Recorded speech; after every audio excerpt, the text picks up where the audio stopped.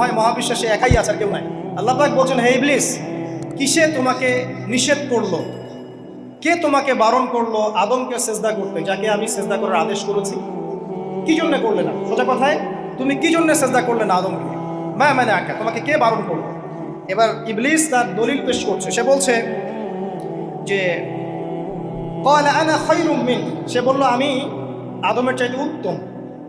আসসালাতু খায়রুম মিনান নাওম, এটা জানেন না? ঘুমের চেয়ে নামাজ উত্তম। ঠিক এভাবেই সে ইবলিস বলছে কি, আনা খায়রুম মিন, আমি তার চেয়ে উত্তম। কি কারণে উত্তম? খালাকতানি মিন নার ওয়া খালাকতাহু মিন তিন। হে আল্লাহ, আপনি আমাকে সৃষ্টি করেছেন আগুন দিয়ে, জিনদেরকে কি দিয়ে সৃষ্টি করা হয়েছে? আগুন দিয়ে। ফেরেশতাদেরকে কি দিয়ে? নূর দিয়ে। তাহলে এখানে প্রমাণ হলো যে ইবলিস কিন্তু ফেরেশতা নয়।